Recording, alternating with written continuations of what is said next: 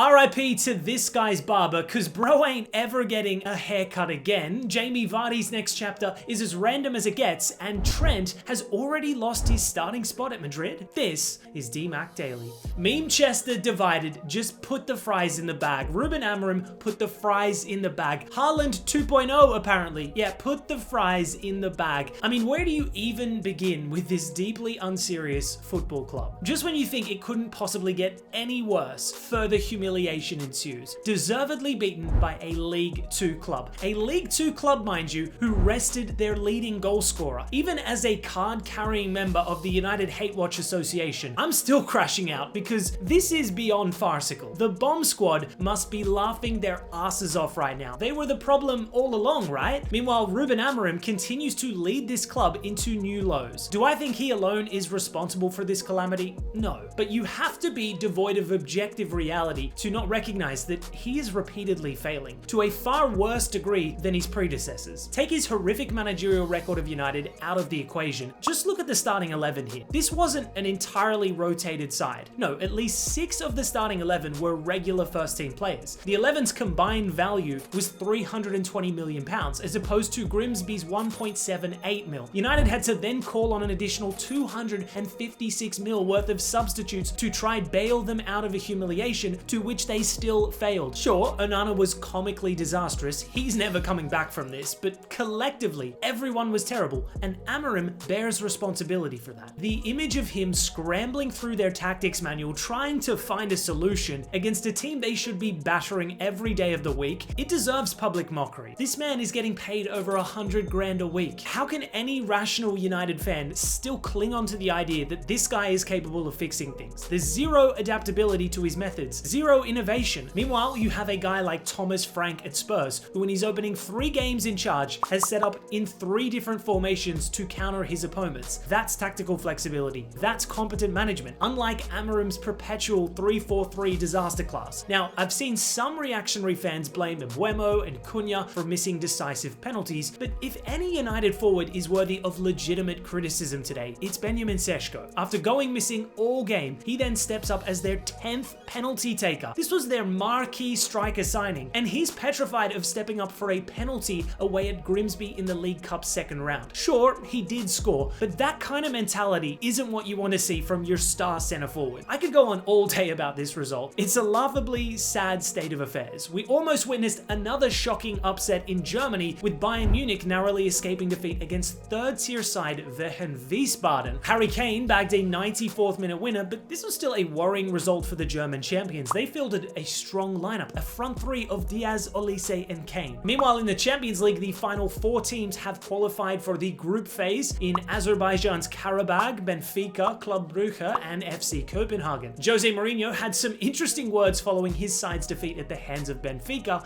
saying, if we were in the Champions League, we would probably have played 8 matches, but in the Europa League, we can go all the way to the final. 4D chess moves, 300 IQ plays from the special one. Jokes aside though, I unironically agree with this perspective. I don't think a side like Fenerbahce, even with their significant summer investments, have the capacity to compete with the Champions League's elite. The Europa League, however, I could see Fenerbahce going on a decent run. Meanwhile, Scottish giants Celtic and Rangers have been humbled in Europe. Celtic exited the UCL yesterday at the hands of Kazakhstani club FC Kairat, and now Rangers just got cooked 6-0, losing 9-1 on aggregate. Brutal stuff. I tell you, both of these clubs could have used a legendary striker like Jamie Vardy, but his next destination appears to be in Italy. Yes, the non-league bagsman turned Premier League icon looks destined to join newly promoted Serie A club Cremonese, according to both Gianluca Di Marzio and Sky Italia. Everything about this potential move would be peak Jamie Vardy. Bro is 38 years old. After a legendary career, he could have taken a fat paycheck in MLS, maybe Saudi Arabia, or even a lucrative move to Hollywood FC. But you gotta respect the mad lad. He still wants to compete in a top 5 league. Personally, if I could have chosen his next destination, I would have loved a move to a Red Bull owned club purely for the memes, but I do think this move is fascinating, potentially becoming the club's first ever English signing and joining a team that will most likely be in a relegation scrap. Granted, they did beat AC Milan at the San Siro to open their Serie A campaign, so who knows, maybe Vardy comes in and goes full Scott McTominay in this league. I mean, he had 14 goal contributions in a woeful Leicester side last season. His entire career career has been defined by unexpected achievements. So even at 38, I can see him scoring frequently in the Serie A. Staying in the theme of transfer news with some quick fire updates, and Dortmund have signed a new centre forward in Fabio Silva from Wolves for 25 mil. Hamburg have got their hands on Croatian and Spurs wonder kid Luka Vuskovic on loan. A great move for all parties. I think this kid's going places. Eki Fernandez is heading to Leverkusen for 30 mil, a much needed addition for Ten Hag's midfield. Meanwhile, Dani Ceballos' proposed loan move to Marseille has collapsed as the French club were unwilling to wait on the Spaniard's decision. Juve are close to securing a deal for Kolo Muani in a 5 mil loan with an obligation to buy for around 55 mil. Meanwhile, AC Milan could be set to add a French forward to their ranks in Chelsea outcast Christopher Nkunku with a fee exceeding 30 mil in the works. And Besiktas have terminated Alex Oxlade-Chamberlain's contract, paying him 1.75 mil in compensation with a return to England favoured. Speaking of Englishmen abroad, we gotta briefly touch on Trent Alexander-Arnold's situation in Madrid. The 26-year-old caused uproar with his transfer move to Los Blancos in the summer. However, the early signs indicate the grass may not be greener in sunny Spain. Remember, an additional 10 mil was paid to bring in the Reds Academy graduate ahead of schedule for the Club World Cup. But after a somewhat underwhelming tournament, followed by a lackluster debut at the Bernabeu, Trent was dropped for veteran fullback Dani Carvajal in the following La Liga fixture. The 33-year-old has fully recovered from an ACL blow and appears determined to fight for his starting spot. Granted, Vinny Jr. was also on the bench in their last league outing, but according to The Athletic, it's believed that Carvajal is expected to keep his place in Alonso's 11 for a long time, despite Trent's presence at the club. That is huge news. Don't get me wrong, Carvajal's a legendary player, one of the most underrated and accomplished fullbacks of the modern era, but there's no way Madrid lured Trent in by saying he'd come in as a second choice fullback. I mean, Trent's current evaluation is 75 million euros, the second most valuable fullback in world football. In the weeks ahead, this could become a controversial subject. Some have suggested maybe a midfield role could be on the cards for Trent, but Madrid already have so many options in that area of the pitch. Crazy times ahead. Anyways, guys, that's all for today's DMAC Daily. If you enjoyed the content, feel free to like, subscribe, check out the Patreon, and I'll see you tomorrow.